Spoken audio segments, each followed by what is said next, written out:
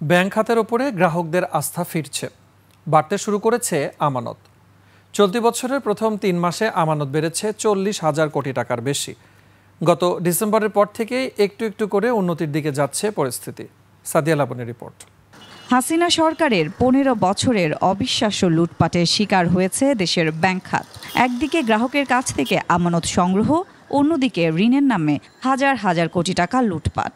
খেলাপি ঋণের প্রকৃত তথ্য গোপন রেখেও প্রতারণা করা হয় গ্রাহকের সঙ্গে। তবে অন্তর্বর্তী সরকার দায়িত্ব গ্রহণের পর ব্যাংকগুলোর প্রকৃত চিত্র বের হয়ে আসতে শুরু করে। ভয়াবহ লুটপাটের খবরে জমাকৃত অর্থ তুলে নেওয়ার হিড়িক পড়ে যায়।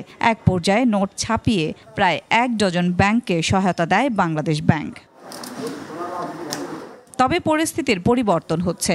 লুটপাট বন্ধ হওয়ায় ব্যাংক খাতে গ্রাহকের আস্থা ফিরছে। সাধারণ মানুষের হাতে থাকা নগদ টাকা আবার ব্যাংকমুখী হচ্ছে, বাড়ছে ব্যাংকের আমানত। ১০ লাখ ১৫ লাখ টাকা চেক ডিজনার করছে। As a result of this পাবলিকের কিন্তু একটা পারসেপশনটা নেগেটিভলি চলে গিয়েছে।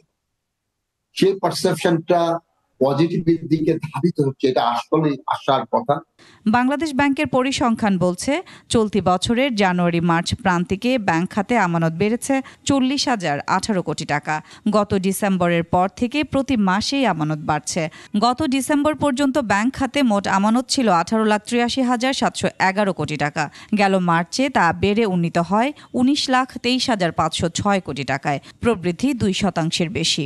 কোন ব্যাংক যদি আপনার রেজলিউশন অ্যাক্টের আওতায় কোনো কিছু মার্জারে যেতে হয়, সেটা কিন্তু সরকারি করণের মাধ্যমেই করা হবে। তো সরকার সেখানে মানুষের আস্থার জায়গাটা কি হয়, মজবুত হয়, যে গভর্নমেন্ট ইজ দেয়ার, এবং তারা বলছে যে তারা ডিপোজিটার্সদের ক্লেম অনার করবে।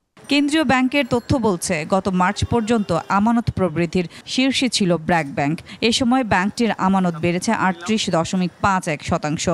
একই সময়ে আমানত বেড়েছে ইসলামী ধারার ব্যাংকগুলোতেও। সাদিয়া লাবনী, একুশে টেলিভিশন, ঢাকা।